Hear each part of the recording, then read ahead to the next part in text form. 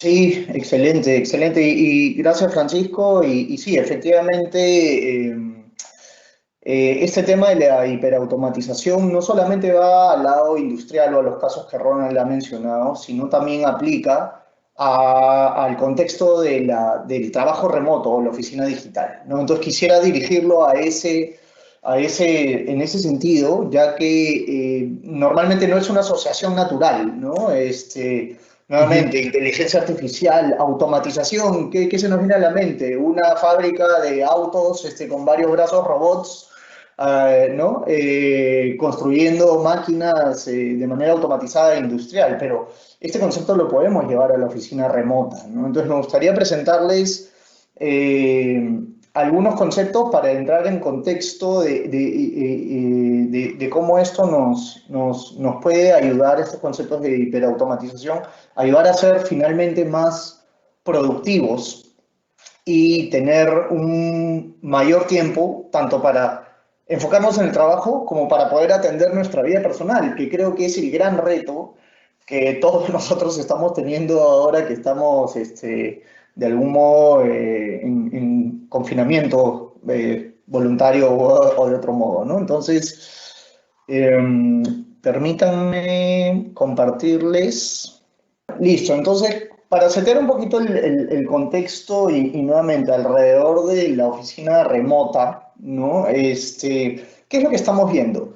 Tenemos diferentes tipos de retos, ¿no? El primero es un reto, a ver, no hay que explicarlo mucho. El tema de estar trabajando en nuestras casas y compartir los espacios, como mencionamos hace un momento, con nuestra familia, con nuestros hijos y con las diferentes obligaciones que ahora tenemos, ¿no? De repente, hasta hace unos 2 o 3 meses, muchos subíamos desde las 7 de la mañana hasta las 7 de la noche y no sabíamos lo que pasaba en la casa, pero ahora a mí personalmente me capturan al mediodía y tengo que ponerme a cocinar, a almorzar y luego a lavar todo. Entonces, esas son una serie de dinámicas que también se ponen y naturalmente cambian el horario o los tiempos que uno manejaba anteriormente. Entonces, ese es un reto natural, ¿no? Dentro de ese contexto que nos afecta como personas, digamos, cuando nos ponemos a trabajar en sí, entran los retos relacionados al trabajo, ¿no? Lo primero es cómo colaborar de manera efectiva, ¿no? Porque efectivamente es muy diferente haber venido trabajando cara a cara que trabajar de manera remota, ¿no? Entonces, uno no es consciente en primer momento de que de repente tú aprovechabas los momentos en que estás sentado al lado de tu compañero de trabajo y en conversaciones algo informales por ahí intercambias ideas sobre algún proyecto en el que estás trabajando, etcétera. Entonces, esos espacios de microproductividad que se daban cuando habían interacciones presenciales ya no se dan. Entonces, si no lo ponemos de una manera tan explícita como lo acabo de poner, de repente no somos conscientes de que el hecho de ponernos súbitamente en remoto, por ese tipo de cositas y por otras más, nos resta productividad, ¿no? Ujú. Otro de los retos que se tienen el día de hoy es básicamente el sentido de propiedad mismo, tanto de equipo como de las empresas, ¿no? Es decir, psicológicamente, cuando tú entras a tu oficina, sientes que estás llegando a un lugar familiar para ti, que tiene sentido de pertenencia, etcétera. Pero ahora que que venimos tantas semanas en casa, ¿no? Entonces, hay un reto de las organizaciones para hacer que te Ujú. sientas que todavía la organización, por decirlo de un modo, piensa en ti.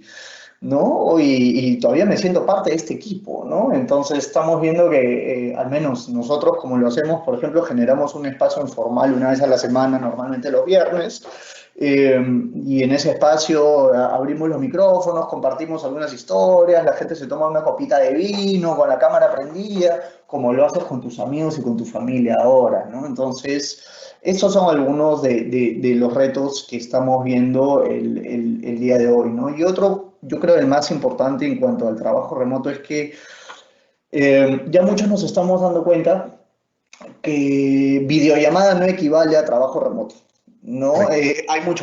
Hay mucho más que cubrir, muchos de los aspectos que acabo de mencionar, pero sobre todo aquellos que tienen que ver con la cadena productiva per se, ¿no? Digamos, si Alfredo y yo tenemos que trabajar en una propuesta o en un nuevo proyecto, por decirlo de algún modo, entonces, ¿cómo hacemos para colaborar de manera efectiva? ¿No? ¿Cómo hacemos para poder tener un orden y una sincronía, una gestión adecuada de nuestros tiempos, hitos, compromisos, la información, etcétera, mientras trabajamos en remoto? Entonces, naturalmente, eso no se resuelve a través de una Y aplicación de videollamada, ¿no? Entonces, vamos viendo un poquito cuáles son los retos que se presentan en ese frente, ¿no? Ahora, ante estos retos, quería comentarles un poquito cómo desde Microsoft podemos ayudar en esos frentes, ¿no? Si básicamente, o sea, podemos ayudar de muchas maneras, y Ronald ha mostrado ejemplos clarísimos de una manera muy práctica y directa de aplicar nuestra tecnología o la tecnología en general de inteligencia artificial para algunos casos. Pero por otro lado, cuando hablamos del trabajo remoto y las oficinas digitales, básicamente nos podemos enfocar en dos aspectos.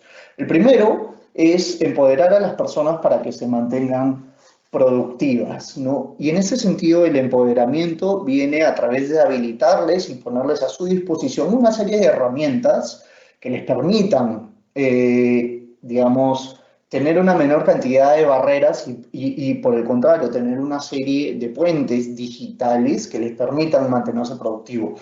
Esto va desde oficinas digitales como basadas en Microsoft Teams, como lo mencionó Ronald hace un momento, hasta el acceso remoto a nuestras aplicaciones y aquellos recursos, vamos a llamarle, que no se pudieron venir con nuestra laptop a casa y que ujú. residen en el centro de datos de la empresa o aplicaciones de misión crítica u otras similares, ¿no? Eso es el primer aspecto. Y el segundo aspecto, que no es menor, es mantener la seguridad y el control de aquí, ¿no? Esto es en lo que yo veo muchos de nuestros clientes, particularmente, ya están en esta fase el día de hoy, ¿no? Las primeras, hace 6 semanas, fue una locura donde muchos nos preguntaban cómo podíamos ayudarlos a habilitarles oficinas digitales lo más rápido posible, ¿no? Esa era la prioridad. Sin embargo, ahora que ya de algún modo estamos embarcados en ese frente, la conversación es, oye, ¿y qué está pasando con ese dispositivo desde el cual está accediendo mi colaborador, ¿no? ¿Está accediendo desde su casa o desde la laptop que yo le di? ¿O tendrá una laptop, ¿no? Por ejemplo, o cómo hago para asegurarme de que la información sensible que él accede a través de su laptop, sea mía o de él, pero a través de Internet, precisamente se mantenga protegida, ¿no? Entonces, esos son el tipo de cuestiones que ahora salen, ¿no? Y con Alfredo vamos a profundizar un poco más en ello, pero son áreas donde claramente nosotros como Microsoft podemos ayudarles. En realidad, lo damos a través de nuestra gran oficina digital llamada Microsoft 365, ¿no? Ronald ha hablado hace un momento de capacidades que vienen en nuestra nube de Azure y no nos queremos poner muy técnicos, pero como para que lo tengan en mente, Microsoft 365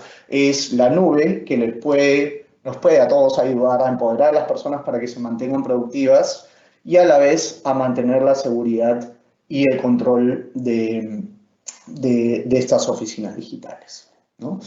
Entonces, ¿dónde entran los conceptos de hiperautomatización en todo esto, ¿no? Es básicamente, es algo, digamos, transversal a lo que estamos viendo.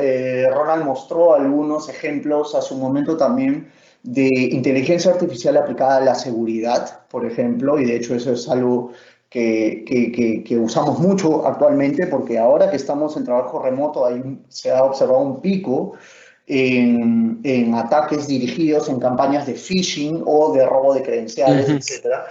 Y Ronald justamente nos ha comentado cómo se aplica la inteligencia artificial para proteger eso, ¿no? Entonces, eso tiene inherentes conceptos de automatización y por tanto esos van aplicados ahí, ¿no?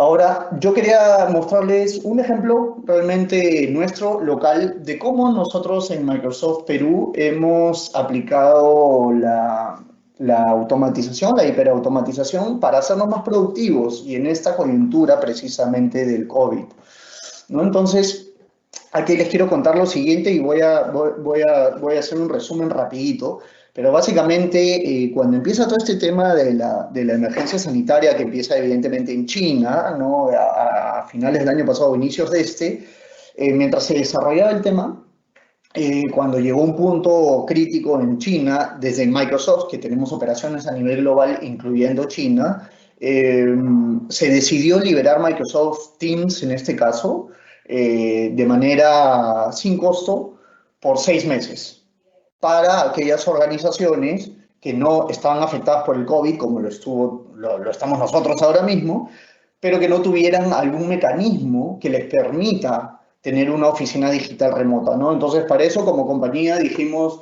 ¿sabes qué? Vamos a dar Teams licencias de prueba por 6 meses, ¿de acuerdo? Entonces, esto empezó en China a inicios de marzo, ¿de acuerdo? Luego, el 15 de marzo aquí, el lunes 16 de marzo en Perú, pues ya estábamos todos como estamos el día de hoy, confinados, ¿no? Entonces, ¿qué sucede? Muchas organizaciones locales y de hecho regionales, nosotros en Microsoft Perú pertenecemos a un clúster realmente de países, entre ellos está Ecuador, Paraguay, Uruguay, Bolivia, etcétera. Muchas organizaciones voltearon donde nosotros nos dijeron, Microsoft, por favor, ayúdanos a poder habilitar el trabajo remoto, porque bueno, no tengo que explicar lo súbito que ha sido esto para todos, ¿no? Entonces empezamos a recibir pedidos de ayuda, realmente todos en Microsoft al menos, y a todos los niveles, ¿no? O sea, desde las gerencias, desde las personas que trabajan en el departamento comercial, las personas que trabajan en ingeniería, las personas que, en fin, imagínense a todos, porque la emergencia nos ha dado a todos, ¿cierto? Entonces, rápidamente en los primeros días de esa semana, nos vimos inmersos en una vorágine entre de pedidos y de tratar de orquestar internamente, ¿no? Entonces, se detectó o fue evidente la necesidad de, primero, establecer protocolos de atención internos, ¿no? Y cuando me refiero a atención, ¿a qué me refiero? Cuando los clientes y organizaciones, que no necesariamente eran clientes nuestros, y eso es importante recalcarlo, muchas organizaciones del gobierno se acercaron a nosotros y Microsoft, por favor, ayúdanos. Entonces, lo que nosotros normalmente hemos hecho para ayudar es disponibilizar para ellos esta oferta de Teams gratuita por 6 meses, contar con el fin de que puedan conectarse y de algún modo ser productivos y acompañarlos un poquito en los primeros pasos en la plataforma, etcétera, ¿no? Entonces, nosotros en Microsoft localmente tenemos un equipo que normalmente hace esas labores, pero es un equipo de 3, 4 personas. Muy Aquí pequeño, sí. estamos tratando de atender a múltiples organizaciones de 5 países, ¿no? Entonces, claramente necesitábamos escalar, ¿no? Claramente necesitamos escalar, entonces imagínense un poquito esos primeros días que se vivieron, una nube de pedidos entrando por todos lados, desde instituciones públicas hasta los amigos de nuestros jefes. Entonces nos teníamos que ordenar, ¿no? ¿Y qué hicimos? Y aquí viene un poquito los conceptos de la hiperautomatización aplicada. Lo primero fue dar un pasito muy, muy sencillo y era, si tú recibes un pedido de ayuda, por favor regístralo en este formulario. Y eso es lo que hicimos, crear un simple formulario de Microsoft Forms, que eso lo tienes en Office 365, que es el Office de la nube, digamos. Entonces creamos un formulario. Ese formulario con unas simples preguntas como dime quién es el cliente, dame el contacto, dime más o menos qué necesita y cuántas personas necesitan ayuda. Literalmente creo que fueron esas preguntas. Esto ya nos permitía almacenar toda esta información en un único repositorio y a ese repositorio ya podíamos por lo menos tener algunas estadísticas, ¿no? Como se muestra en la imagen. Esas son imágenes reales tanto del formulario Ujú. como de las estadísticas que te da un simple formulario de Microsoft Forms, ¿no? Entonces, esto ya evitó que lleguen las llamadas por teléfono, Los los chats, correos. los correos, ¿no? Decidimos comunicarlo y decir, por favor, ordenémonos, y ese es el mecanismo de ingreso de soluciones. Entonces, eso fue el primer pasito, ¿de acuerdo? Para construir una historia de automatización aquí. Lo segundo fue el lado humano, ¿no? Eso es muy importante, organizarnos como equipo. Como mencioné anteriormente, teníamos un equipo muy pequeñito para hacer esto, digamos, en las operaciones rutinarias, así que lo que hicimos fue abrir una convocatoria a voluntarios, que en muchos casos funciona. Creo que muchas organizaciones hacen esto cuando se trata de lanzar retos a las organizaciones o cuando quieren lanzar un nuevo proyecto, por ejemplo, o van a hacer algún cambio fuerte, ¿no? Ahí entra el concepto de champions típicamente, ¿no? Cuando hablamos de adopción y gestión del cambio. Y básicamente, ¿cuáles son tus champions? Tus mejores champions son la gente que se ofrece a hacer el trabajo, ¿no? Entonces hicimos eso, pusimos ese concepto en marcha y abrimos un canal diciendo, oye, ¿quién se quiera anotar como voluntario para ayudarnos en todo este tema? Y al menos localmente logramos construir un equipo de aproximadamente 20 personas, que fue, bueno, en principio mucho más de lo que nosotros ya teníamos y en segundo lugar más que suficiente además, ¿no? Entonces, ¿cómo nos organizamos con ese equipo? Naturalmente en Microsoft Teams. Es el medio, digamos, natural para tener conversaciones y publicar protocolos de atención y hacer coordinaciones entre nosotros, ¿no? Entonces, ya teníamos dos cositas ganadas. Ya teníamos un único punto de entrada y un equipo de soporte para ello, ¿no? Ahora, hasta ese punto las coordinaciones todavía eran, digamos, eran coordinaciones humanas en canales digitales. ¿Qué quiero decir? Todo se daba por conversaciones como la que estoy presentando, ¿no?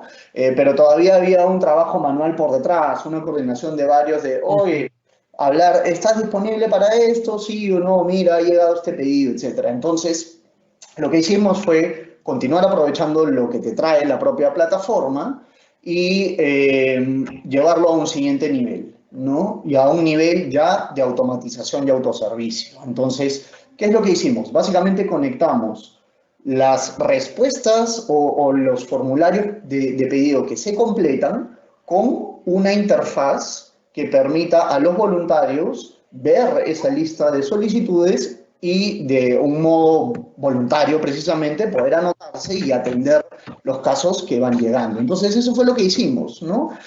Conectamos ese formulario, ¿no? Le dimos generamos una serie de notificaciones. Todo esto, todos ustedes lo pueden hacer, lo hacen con Power Automate, ¿no? Entonces definimos que cada vez que llegue una notificación, una solicitud de apoyo, se envía una notificación al equipo de voluntarios, en este caso, y también al solicitante. Estas notificaciones llegan por chat, así que te llegan al celular, te llegan a la laptop, donde estés, ¿de acuerdo? Entonces, una vez que los voluntarios reciben esta notificación, ellos pueden entrar a un Power App, en este caso, esto no es nada más que una interfaz generada prácticamente automáticamente del repositorio de respuestas, ¿no? Esto es lo que te permite Power Apps realmente. Entonces, el voluntario puede participar en esa atención de acuerdo a su disponibilidad o a sus criterios, y esto genera automáticamente una tarea, por ejemplo, en este caso en Planner, a la cual luego le podemos hacer seguimiento y tal, ¿no?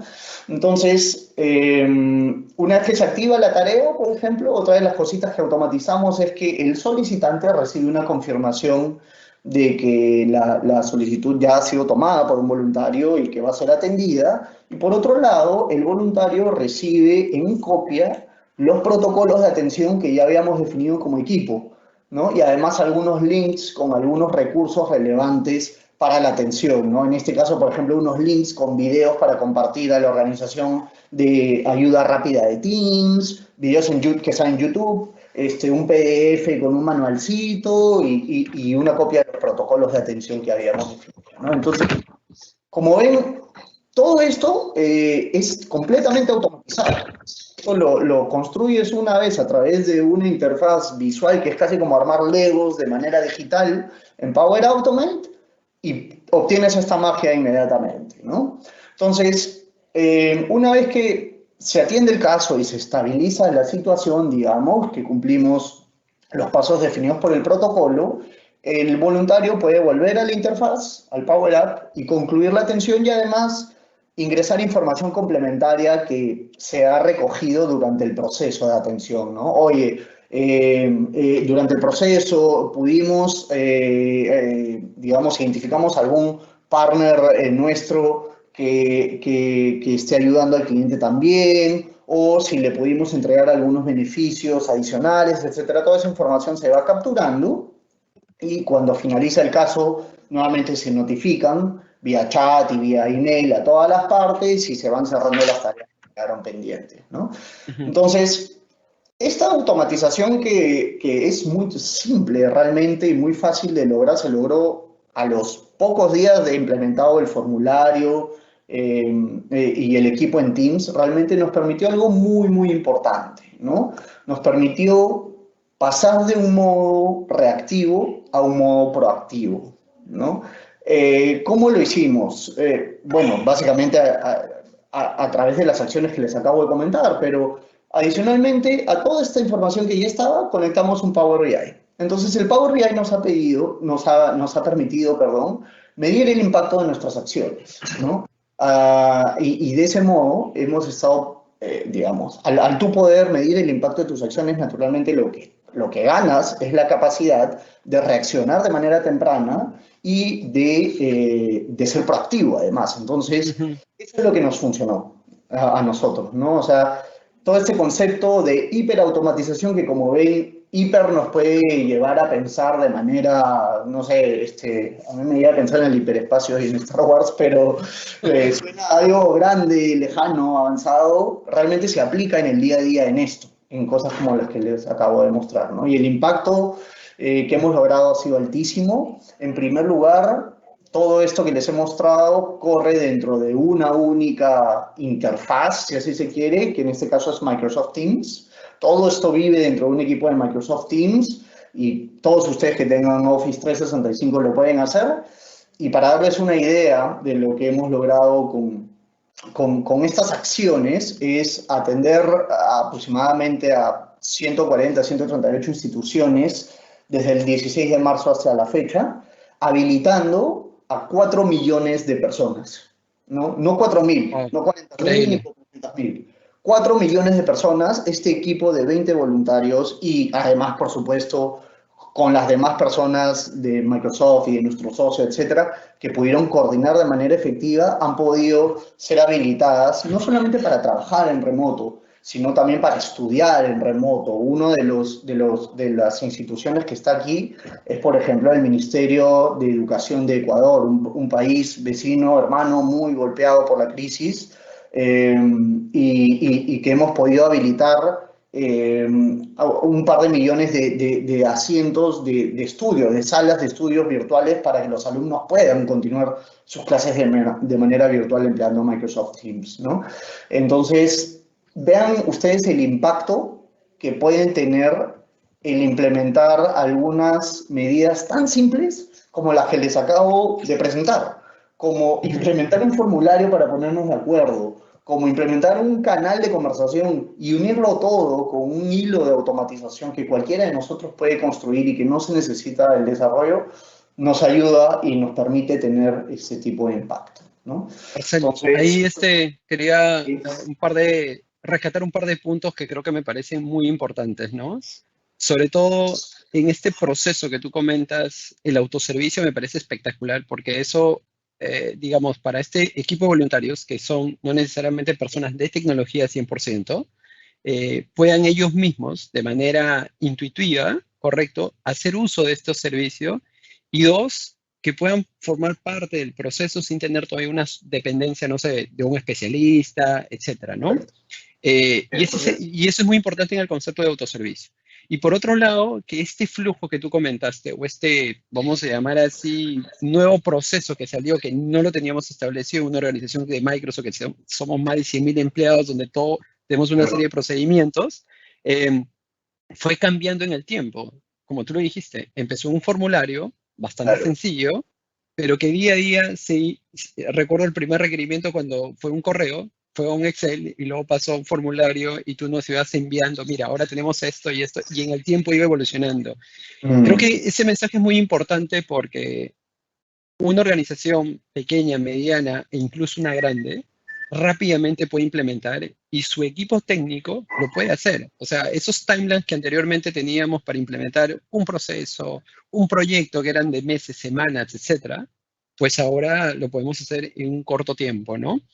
Y el tal cual. segundo punto que yo quería rescatar también de este esquema que comentas es que esta tecnología está disponible para todo tipo de institución, ya sea una institución financiera, una institución de gobierno y también una institución educativa, ¿no es cierto? Es correcto. Teniendo los mismos niveles de atención, disponibilidad, etcétera. Entonces, creo que ese mensaje yo quisiera sobre todo dejar en claro en el sentido de que lo que hace una compañía grande lo puede hacer una compañía mediana y pequeña y lo puede hacer una compañía de gobierno, una compañía privada. Creo que no hay una restricción en este momento, ¿no? Claro está, hay una serie de requerimientos, condiciones, pero digamos, tú tienes las herramientas para que la puedas usar. Ya no hay eso, no, eso solo se aplica acá, eso no aplica acá, ¿no? Entonces creo que eso es muy importante y yo rescato ese punto, ¿no? Buenísimo, buenísimo. Tal cual, tal cual. Yo creo que has